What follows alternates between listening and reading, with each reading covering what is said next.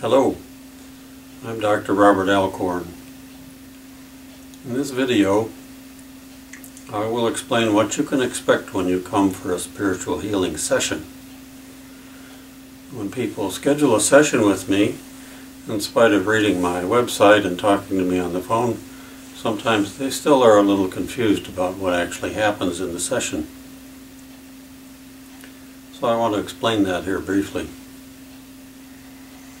First of all, the purpose of coming for spiritual healing with me is to find the spiritual roots for the emotional and spiritual difficulties you may be having. This does not involve making a medical diagnosis and is not a medical procedure. It's a spiritual intervention. So even though I'm a board-certified psychiatrist and a licensed physician in the state of Ohio, spiritual healing sessions are not a medical thing. So first of all, in the session, we would talk with each other for a while. So I get to know you and you get to know me. We try to find out a little more clearly what kind of problem you're having and what you hope to have happen. Then, because we're doing spiritual work, we create sacred space. And this is what indigenous people do, indigenous healers, medicine men, medicine women. When they're doing an intervention, they do it in space that's been created in a sacred manner. This changes the vibration within the space where we're working and makes it easier to see clearly and makes it easier for the work to be accomplished. And it makes it much safer if we encounter difficult kinds of energies.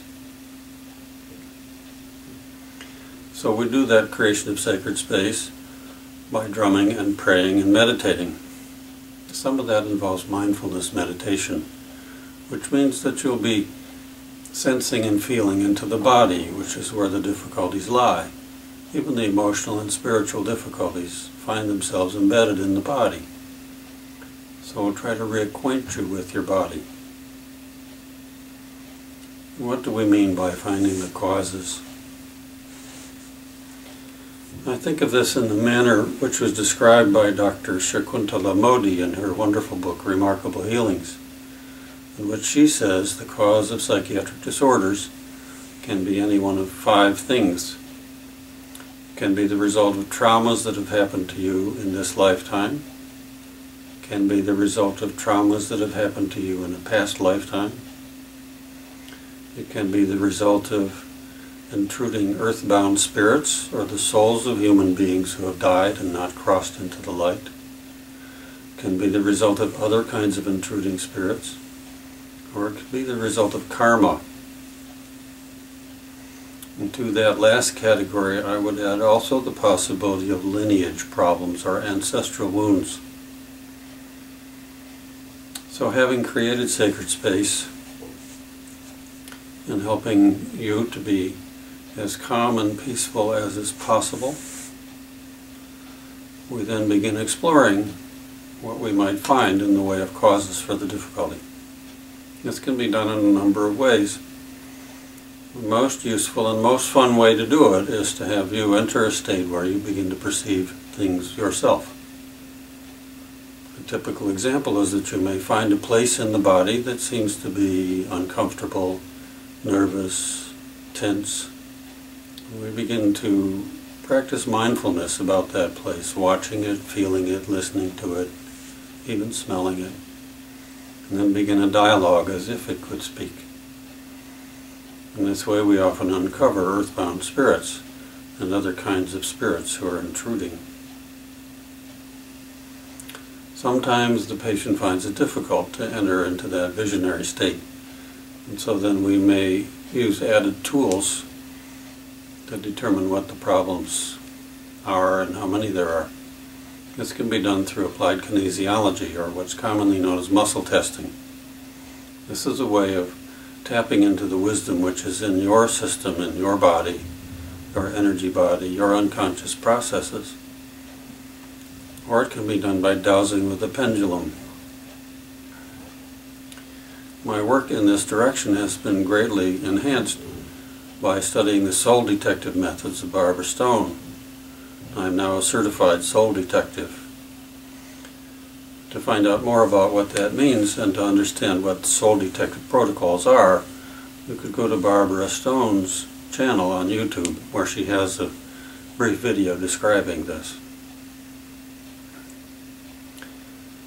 Aside from finding the causes of the difficulties, my main concern is for the safety and comfort of the patient. So I want you to know that even though it can sound kind of scary, looking around for ghosts and other entities that are bothering you, it almost never happens that there is anything dramatic or disturbing or frightening in a session. And that's because of the incredible power and compassion of the sacred space and the angelic intervention that's invited to create the healing space. When I learned how to do this kind of work, one of the first rules was there is no place for fear in this work. And I found that to be true, that there's nothing in the work that I'm doing that is capable of frightening me. And I hope you will be infected by that same confidence that I feel when I do the work. In fact, it is a joyful and loving kind of work to do. I want to add that the work can be done at a distance, or it can be done in person. At a distance, I prefer to use a video connection such as Skype or FaceTime. Can be done simply over a cell phone, however. Work also can be done on behalf of someone else who's not participating directly in the session, in particular for a child who is of minor age.